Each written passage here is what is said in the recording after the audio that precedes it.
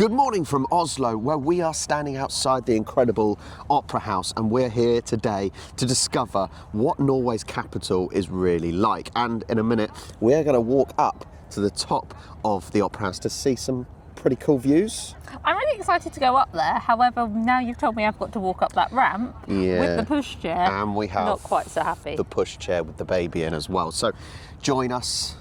Let's go to the top.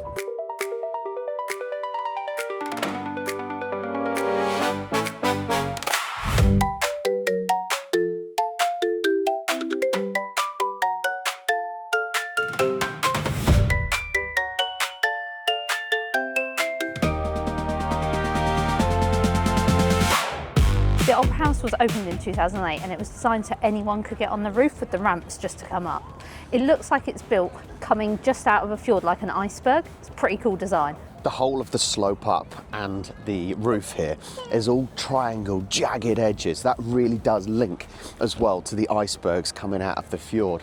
It does make it quite tricky with a pushchair walking along it, don't get me wrong. So if you're coming here, just heads up. But it's such a cool effect that you never know kind of which angle that you're walking on.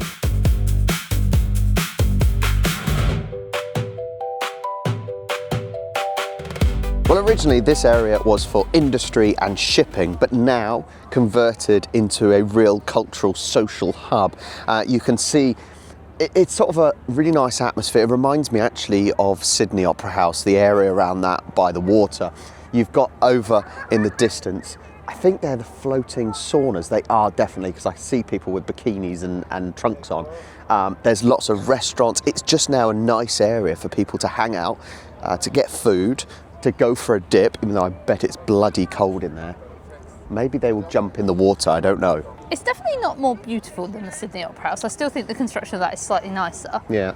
But what I massively prefer, it's so interactive here. Like you can come up on the roof and all around the sides, and it's you see all the kids running around. I know, I'm about to go down the step with a pushchair. Yeah, it is nice. Everyone is actually enjoying being on here, the experience of it. I would say it's very bright.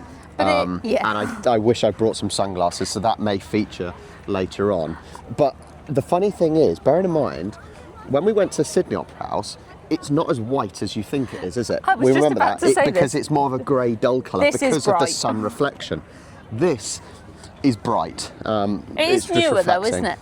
2008, so yes, quite a bit newer. Interestingly, I did just learn that actually the designer designed it so people can go up and roam about because Norway has a right to roam, which means people can just go all over. Oh, okay. They have the right to just wander, which is lovely, right? In the UK, for example, there'll be plenty of places that you'll be told do not go. Lots of trespassing laws and stuff. So there's a nice little thing. Oh, it's really nice. Right, let's continue our journey, shall we?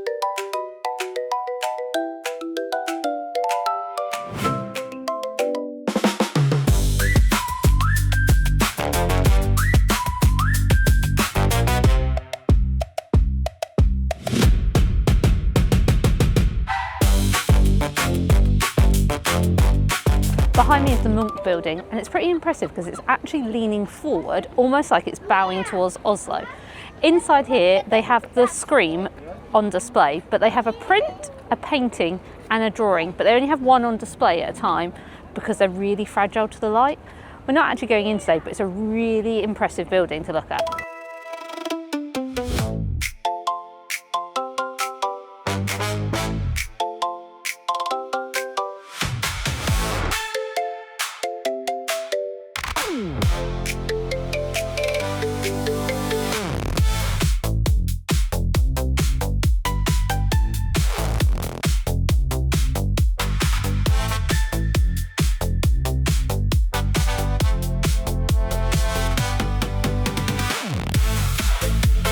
So we go from the modern, the stylish, the vibrant culture of the harbour with the Opera House and Munch, and now we're in Akershus Fortress. This is the main castle bit, which is over 700 years old, built during the reign of King Haakon V. Hopefully I pronounced that correctly. We're in the oldest bit now, and obviously as time went on, it was made into a fortress, getting bigger and bigger and stronger, overlooking the harbour.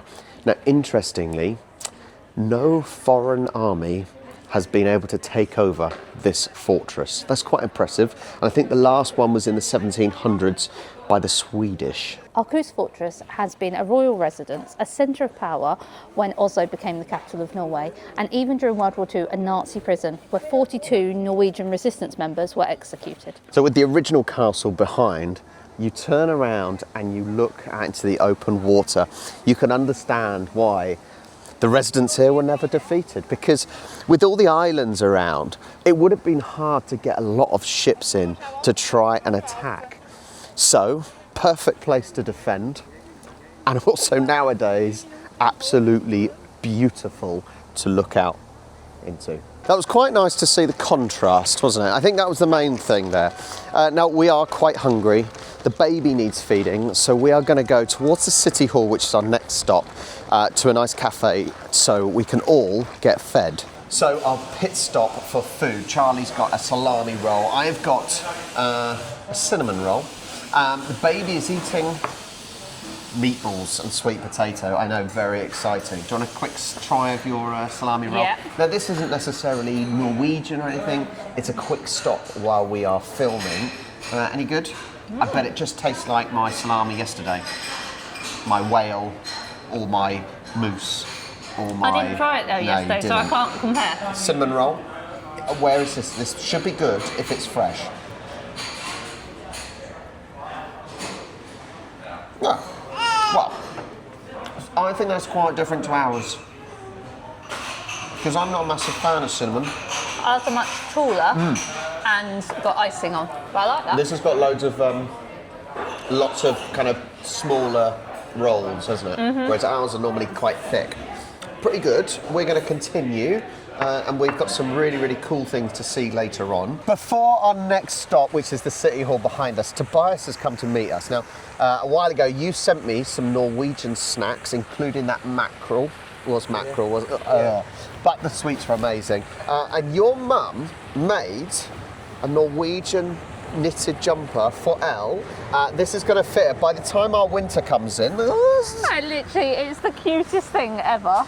That is so, so kind of your mum. You thank, well, she makes sure. Thank you. Amazing. That's so, so kind, isn't it? And that will fit her ready for the winter. But your job now is you've got to be helping us for our pronunciations, okay? Because we're struggling massively. Norwegian is difficult. And the pronunciations are difficult, so you're going to join us. And should we go to the City Hall? Yep. Okay, so behind me is the City Hall. Now, it's not necessarily the most beautiful of buildings. There is some nice detail, but the fascinating thing about the front is there are 6 statues to represent the different people that actually built this building. So a carpenter, a brickie, those characters of ordinary working people rather than kings or politicians like you see on most city halls and buildings like that.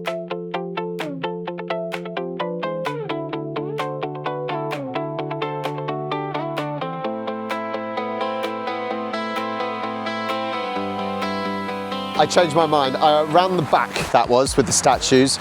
Yeah, I said that it isn't the most beautiful buildings, but actually, it is really, really cool. With the water feature in front, there's a beautiful clock up there. The towering buildings on the side, like this actually is very, very nice. So around the outside of the inner sanctum of this City Hall, there are lots of what looks like paintings. They're not paintings, they're wooden carvings. Now this one, they've all got kind of Norse mythology. For example, this one here is basically 3 Valkyries that come down, turn themselves into ladies, marry 3 men, and then fly off again. I don't understand. This one is a little bit more of a darker mythology with a blacksmith and a child. Yeah, I don't really know them, but if you appreciate the artwork and you actually can look at the stories behind each one before going into the City Hall.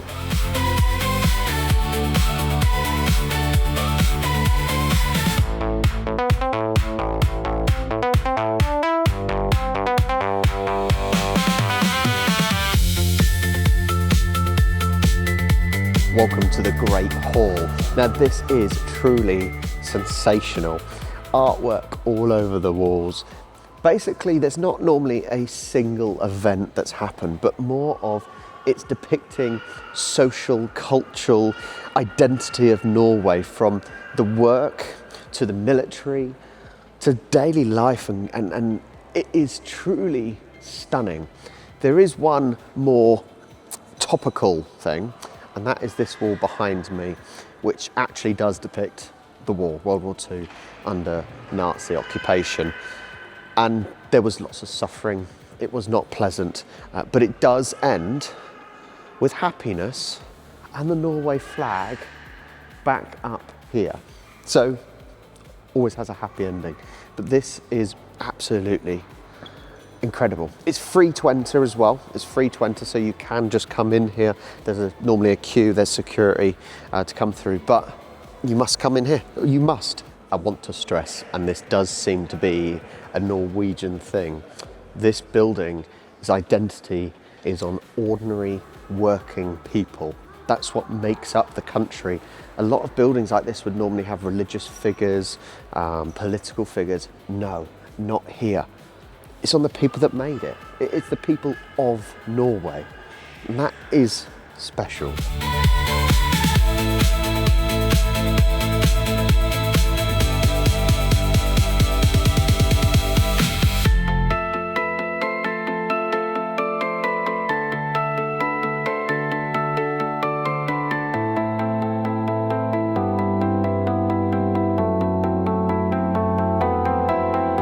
Normally, the Nobel Prizes are in Stockholm. However, to commemorate Alfred Nobel's death, the Nobel Peace Prize is awarded here on the 10th of December ever since 1990. That's the year I was born, so a while ago. Now, once again, how in keeping is that with this building, which is emphasising the people? Now, normally the royals do attend, but they don't actually give out the prize. It's normally the chairman of the Peace Prize committee that does it. But like I said, everything about this building, everything about Norway almost so far is about the people. And it's just nice, because you won't get that in England. But right, let's get out of here. An absolute stunning building, which I think you have to come and visit if you come to Oslo. So the next location behind me is Stortinget, which is the Parliament. Now, this is designed on street level and going along with the theme that I've been talking about in this video, especially at the City Hall. It's on street level to be a part of the surroundings. It's made to feel open to the public. It is on what is now probably the busiest street. That is the Carl Johansen Gate, or sorry, my dialect coach is helping me out. Carl Johansen. No, Carl Johans Gate. Johans? Yeah. Johans Where Gate? do you get Johansen from? I don't know. Sorry. You know, I'm trying to... Don't take a local with you. They will just stand behind the camera and they will berate you and be mean to you. Okay. But this is a very, very busy street.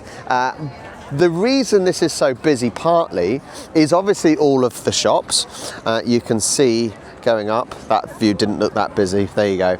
But the other reason is because the street leads directly to the Royal Palace. Now, we're not going to go there today. We've been to lots of palaces and we need something for you to do when you come to Oslo as well.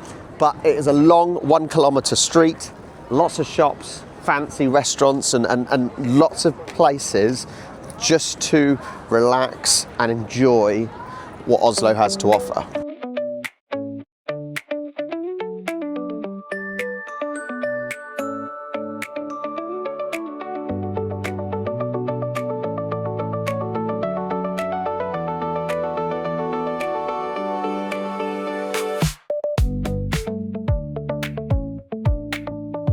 A quick stop in a souvenir shop. We're getting an Oslo magnet because we get one from everywhere. But unlike most other souvenir shops, it actually seems like it's legit Norwegian. Like even here, hang on, let's go down. We've got a reindeer rug. Oh my God, that is so soft. Incredible. So the mood gets a little bit more somber now. We're at the memorial for the 77 victims of the July 22nd, 2011 attack. So here where we are now, there was a bombing. So I'm not even going to name the man. There was a bombing here that killed 8 people. He then took a ferry dressed as a police officer over to Utøya Island, where there was a Labour youth summer camp, getting kids involved in politics. It's their future. He went over and he shot another 69, mostly youth. It is awful. Now, behind the memorial, which has the birds, the lakes, is a nice symbol. It's actually only just been done, I think literally a few days ago today. So we are one of the first people. It's got the 77 victims' names written down on the bottom there as well. So it's a nice little memory of, well, how just despicable people can be. It's not a nice place, but these things have to exist, so to try and make sure these things don't happen again in the future.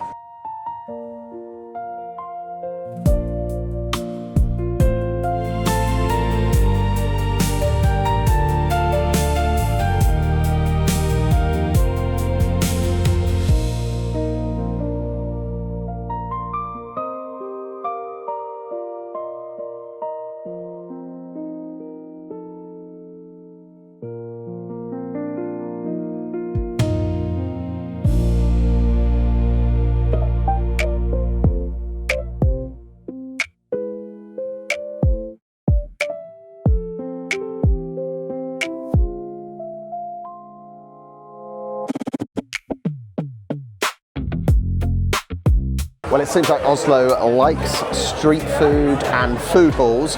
We're going to try and decide what we want. There is quite a large choice. We're going to find a seat and get ordering. So I've gone for a banh mi and a bao bun with a fried chicken piece in. So let's give it a try before the baby starts screaming again. I'm going to go from the middle because that's where the meat is.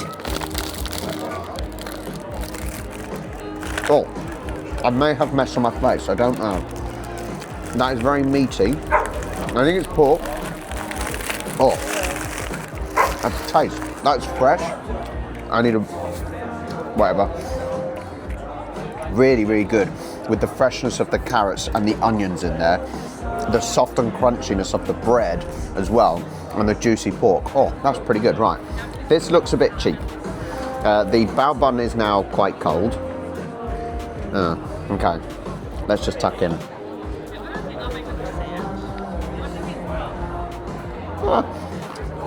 Made up with the sauce. I've got a mess all over me. Charlie's now making faces.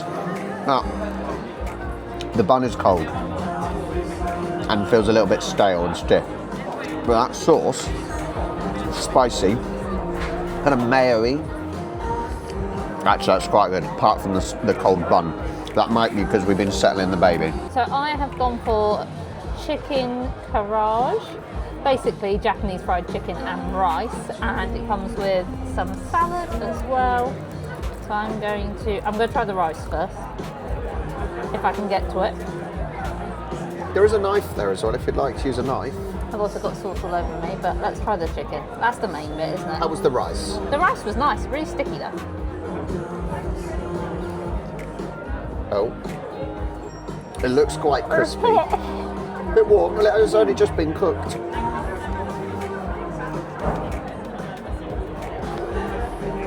Oh my god, this is great TV. The sauce on that is insane. Well, I don't know what karaj tastes like. I think it's like a teriyaki sauce on fried chicken with mayonnaise as well, but the chicken is super, super crispy. So it's a really nice mix of textures. And the chicken hasn't dried out either. It's still quite moist, which is nice as well. Really good. I can't wait to tuck into the rest. And also, we are drinking Villa. This is apparently, or as well as Sol, this is one of Norway's kind of popular fizzy drinks. I already know what it tastes like because it's like down to here. It looks like wee. It tastes like iron brew. So if you go to Scotland, they have iron brew. That is very, very similar to that. You do have a mucky face. So we are done eating. We are done with our first full day here in Oslo, where we got a snippet of different modern, old, just a real contrast, I would say, in the city. I think as you go around, it changes. Like the variety is so much. Yeah, I thought honestly, walking down by the Opera House was just lovely. It was relaxing. It was just a nice place to be. Like I've already said, it reminded me of walking around by Sydney Opera House in terms of just the feel of the lifestyle. And I can understand why Norwegians are one of the happiest. Finland's technically the happiest, but one of the they give a damn. It seems like they give a damn, right? From the city hall, for example, where it's not political figures or religious figures or kings and queens. It is the people that built City Hall that there's monuments to and things. And I think there's a really nice mixture of like nature. Oh, it's and very the city. green. It is still very There's a green. lot of green. Now, that is our first vlog. However, there is more to come. We are going to do some ferry hopping to the Oslo fjords and around the islands there, so that'll be fun. Oh, you are mucky, aren't you? Yeah. So, make sure you join us on the next one. All our socials are down there. And like, subscribe. We'll catch you next time. Bye.